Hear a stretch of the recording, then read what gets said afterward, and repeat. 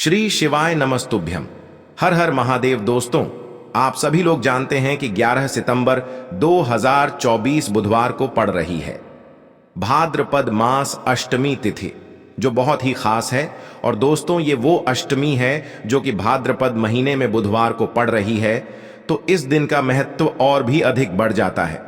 दोस्तों, इसी दिन किया जाने वाला पंडित जी द्वारा बताया गया एक लाल फूल और एक सफेद फूल वाला उपाय आप लोगों को जरूर करना चाहिए, क्योंकि दोस्तों, ये एक ऐसा उपाय है जो कि हर दिन नहीं किया जाता। भाद्रपद महीने में जो अष्टमी आती है उसी दिन किया जाता है। अगर आप लोगों ने इस उपाय को नहीं किया है या किसी कारणवश नहीं कर पाए हो, तो इस बुधवार अष्टमी के दिन इस उपाय से मत चूकना। दोस्तों देखिए, ये दिन इतना खास होता है, इतना महत्वपूर्ण होता है। देखा गया है कभी कभी बड़े बड़े पूजा पाठ अनुष्ठान से जो मनोकामना पूर्ण नहीं होती है, वह बुधवार अष्टमी के दिन एक छोटे से उपाय करने से ही आपकी मनोकामना पूर्ण हो जाती है। और बहुत सारे लोगों ने इस उपाय को किया भी है और उनको इस उपाय को करने का फल भी जरूर मिला है। अगर आप लोग भी इस उपाय को इस बुधवार अष्टमी के दिन करना चाहते हैं, तो आप इस उपाय को पहले अच्छे से समझ लेना, सुन लेना, उसके बाद करना। आपको इस उपाय का फल जरूर मिलेगा, आपकी सभी मनोकामनाएं पूरी हो जाएंगी। दोस्तों, हम आपको यहां पर बता दें कि यह जो एक लाल फूल और एक सफेद फूल वाला उपाय है, ये उपाय पंडित जी ने अपनी अभी की ही गुरुग्राम की शिव महापुराण की कथा में ही बताया है। और इस उपाय को करने से आपके घर में चाहे किसी भी प्रकार की दुख और समस्या क्यों ना चल रही हो, आपको उसका कारण भी नहीं पता है कि भाई ये समस्या किस कारण से चल रही है। उसका कुछ भी कारण हो सकता है, जैसे पितृदोष हो सकता है, काल सर्प दोष हो सकता है, या किसी भी तरह का मंगल दोष भी हो सकता है। और भी बहुत तरह के दोष होते हैं, कुछ भी हो सकता है। पर आपको इस उपाय को करने के लिए अपने दोष को पता लगाने की भी जरूरत नहीं है। आपके घर में किस कारण से इतनी दुख और परेशानी आ रही है, वह भी आपको पता लगाने की जरूरत नहीं है। बस बुधवार की अष्टमी के दिन इस उपाय को कर लेना, क्योंकि इसी एकमात्र उपाय को करने से आपके पूरे घर परिवार में सुख और शांति हो जाएगी। आपके घर में अच्छे अच्छे काम होने लगेंगे। आपकी जो भी मनोकामना होगी वह भी धीरे धीरे करके पूर्ण होना शुरू हो जाएंगी। अब हम समझते हैं इस एक लाल फूल और एक सफेद फूल वाले उपाय को आपको करना कैसे है, किसको करना है, किस समय करना है और कैसे करना है। देखो, उपाय बिल्कुल आसान है, बस समझने वाली बात है। ध्यान से समझिए, उसके बाद ही आप लोग जो है इस उपाय को जरूर कीजिएगा। सबसे पहली चीज हम लोग ये समझते हैं कि इस एक लाल फूल और एक सफेद फूल वाले उपाय को इस आने वाली अष्टमी के दिन किसको करना है। तो देखिए, इस उपाय को घर के सभी सदस्यों को करने की बिल्कुल भी जरूरत नहीं है। घर में से कोई एक मुख्य बड़ा सदस्य ही इस उपाय को करेगा, तो उस घर परिवार के सभी सदस्यों को इस उपाय को करने का फल मिल जाएगा। पर वो बड़ा सदस्य कौन होगा, कौन व्यक्ति इस उपाय को करेगा, तो यहां पर देखिए, हम आपको बता दें, घर की जो बड़ी माताएं बहनें होंगी, घर की बड़ी माताओं बहनों में से कोई भी एक माता बहन इस वाले उपाय को कर सकती है।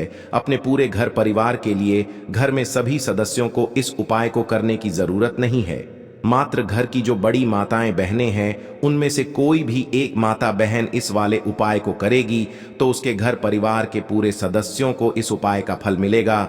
अगर किसी कारणवश माताएं बहनें घर में उपस्थित ना हो या वो इस उपाय को ना कर रही हो, कुछ दिक्कत हो, तो भाई उस जगह पर फिर घर का कोई बड़ा व्यक्ति भी इस उपाय को कर सकता है। माताओं बहनों के कहने का मतलब ये था कि माताएं बहनें घर की लक्ष्मी होती है। जब घर की लक्ष्मी कोई उपाय करती है, तो निश्चित ही भगवान शिव जी बहुत जल्दी प्रसन्न होते हैं और उपाय का फल में बहुत जल्दी और बहुत बड़ा करके भी यहां पर देते हैं। तो आप लोग ये बात समझ गए होंगे। अब हम ये बात समझते हैं, इस वाले उपाय को हमें करना किस समय है। एक लाल फूल और एक सफेद फूल वाले उपाय को हमें इस अष्टमी के दिन करना किस समय है। तो देखिए, इस उपाय को करने का जो समय है, सुबह का समय भी है और शाम का समय भी है। अब देखिए, यहां पर हम मुख्य रूप से सुबह का समय नहीं बोलेंगे, क्योंकि देखिए, ये जो अष्टमी तिथि है और आप सभी लोग जानते हैं, इसका प्रदोष काल का मतलब शाम का जो समय होता है ना, इस दिन भगवान शिव जी का सबसे प्रिय दिन होता है। तो आप लोग इसे एक लाल फूल, एक सफेद फूल वाले उपाय को सुबह के समय भी कर सकते हो और शाम के समय प्रदोष काल में भी कर सकते हो। सुबह के समय अगर कर रहे हो तो 10 या फिर 11 बजे तक भी अगर उपाय करोगे तो भी आपको उपाय का फल मिलेगा।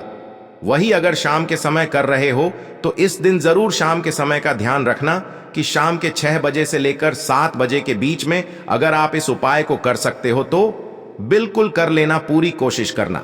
पर अगर किसी कारणवश इस समय के बीच में ना कर पाओ तो रात 8 बजे तक भी अगर आप उपाय को करोगे तो आपको उपाय का फल जरूर मिलेगा।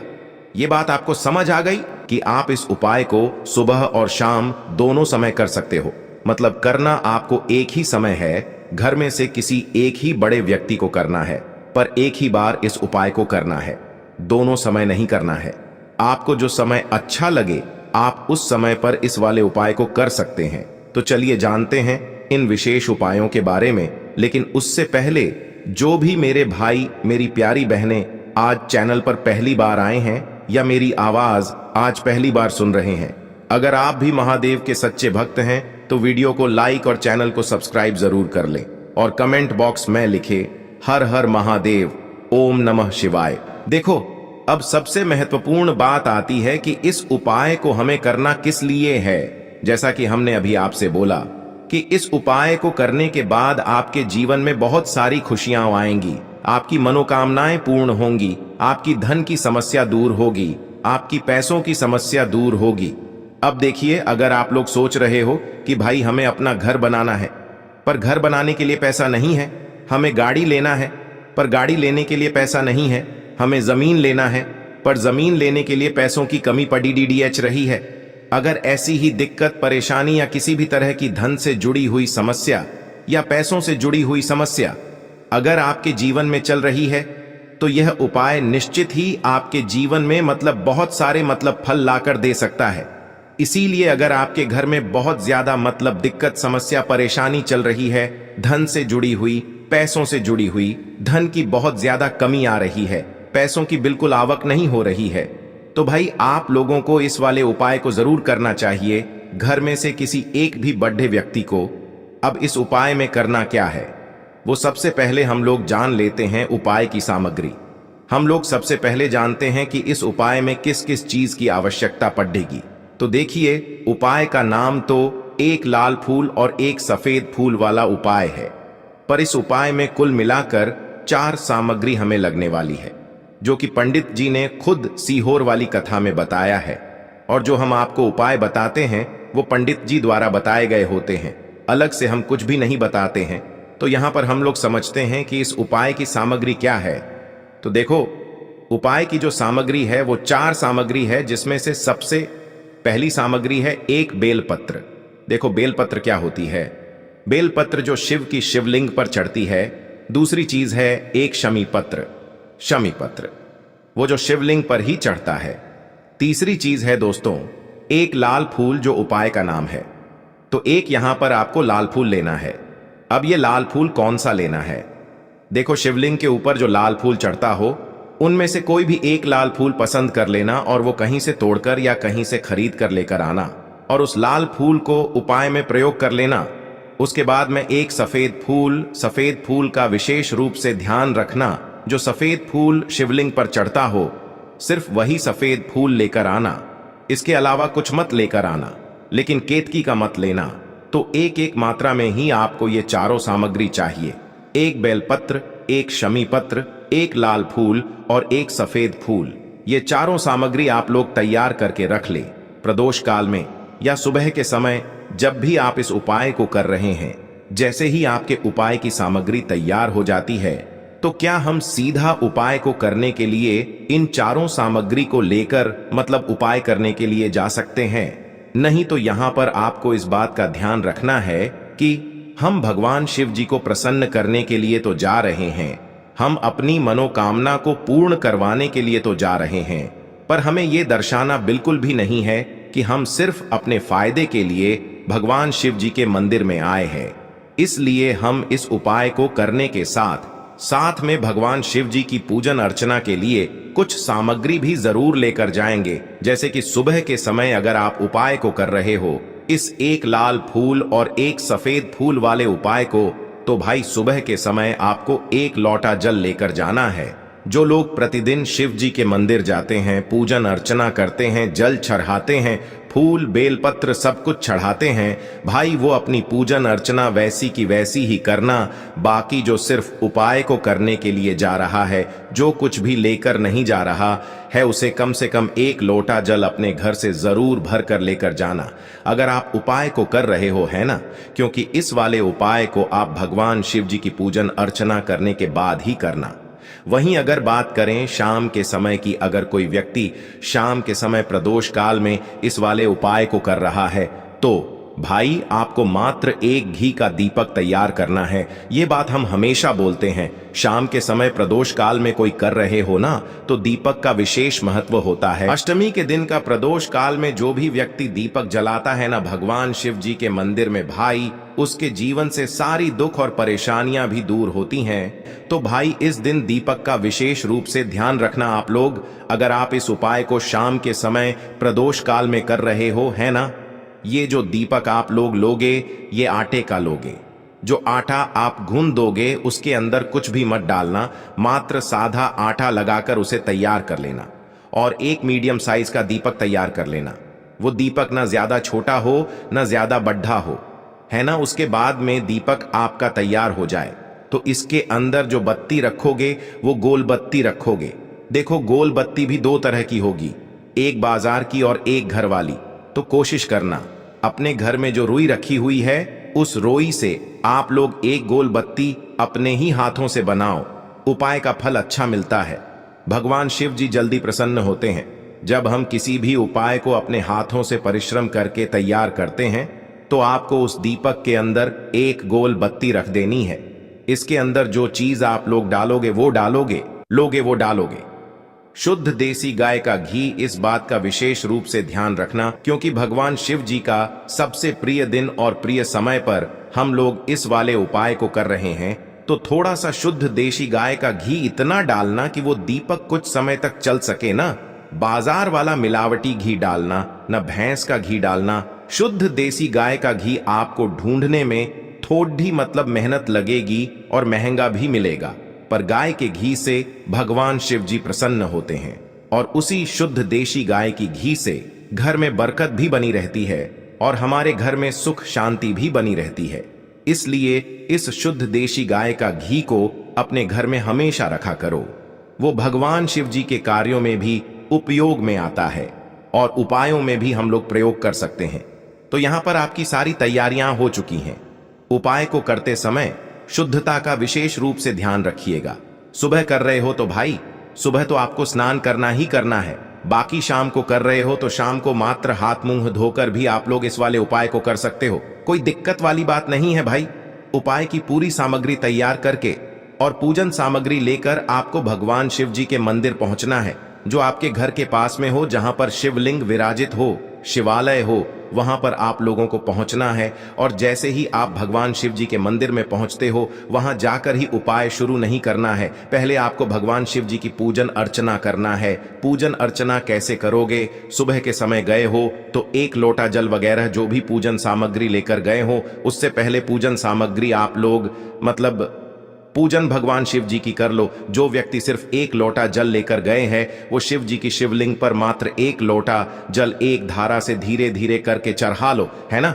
अपनी पूजन अर्चना आप लोग जो हैं पूरी कर लो पहले।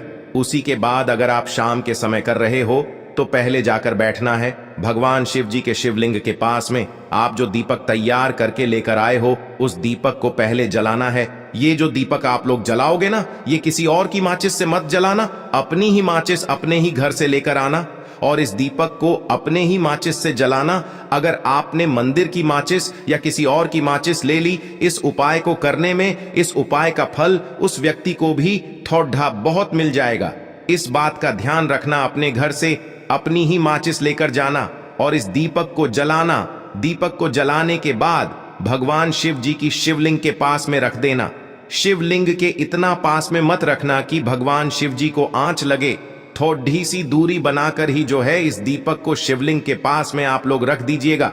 अब जैसे ही आपकी पूजन अर्चना हो जाती है, भगवान शिव जी के शिवलिंग के सामने या आसपास कहीं पर भी बैठ जाइए उपाय को करने के लिए। और उपाय को करने से पहले आप लोग अपनी वह चारों पूजन सामग्री निकाल लीजिए। उपाय की जो सामग्री है वो निकाल लीजिए और भगवान शिव जी के शिवलिंग के ऊपर एक माता अशोक सुंदरी जी का स्थान देख लीजिए। माता अशोक सुंदर जी का जो स्थान होता है वो जलाधारी के ऊपर होता है, जलाधारी के बिल्कुल बीचों बीच में होता है। आप लोगों ने देखा भी होगा शिवलिंग की जलाधारी होती है, जलाधारी के बिल्कुल बीचों बीच का जो स्थान होगा वो माता अशोक सुंदर जी का स्थान होगा, क्योंकि यहीं पर हमें ये जो है उपाय को करना है। सबसे पहली चीज, अब हम उपाय को करना शुरू करते हैं। आप सबसे पहले अपनी एक बेलपत्र उठा लो। एक बेलपत्र को आपको माता अशोक सुंदरी जी वाले स्थान पर सबसे पहले समर्पित करना है। बेलपत्र की डंडी का मुख होगा जलाधारी की तरफ जहां से जल बहता है और नीचे गिरता है, और बीच वाली बड्डी पत्ती का मुख मतलब शिवलिंग की तरफ होगा। इस तरीके से आपको इस बेल पत्र को माता अशोक सुंदरी जी वाले स्थान पर समर्पित कर देना है। उसके बाद में अपनी एक शमी पत्र उठा लो जो आप उपाय के लिए लेकर आए हुए हो। शमी पत्र को उठाकर शमी पत्र की भी जो डंडी का भाग होगा वो जलाधारी की तरफ करके जहां से जल बहता है नीचे गिरता है उस तरफ करके, और पत्ती वाला भाग शिवलिंग की तरफ करके इस शमी पत्र को भी उस बेल पत्र के ऊपर आपको समर्पित कर देना है। समर्पित करने के बाद अब आप ले लो अपना एक लाल फूल जो आप उपाय को करने के लिए लेकर आए हुए हो। इस लाल फूल का जो खिला हुआ भाग होगा, चाहे वो गुलाब का फूल हो, चाहे कोई सा फूल जो शिवलिंग पर चढ़ता हो, भाई उस फूल का जो खिला हुआ भाग होगा वो शिवलिंग की तरफ होगा। बाकी जो पीछे का भाग होगा फूल का वो जलाधारी की तरफ जहां से जल बहता है नीचे गिरता है उस तरफ होगा। और आखिरी में आपका जो एक सफेद फूल बचा हुआ है, इस सफेद फूल को भी आपको लेना है और सफेद फूल का जो खिला हुआ भाग होगा वो शिवलिंग की तरफ होगा, जहां पर शिवलिंग रखा हुआ है उस तरफ होगा, और डंडी का भाग जलाधारी के पीछे की तरफ हो जाएगा।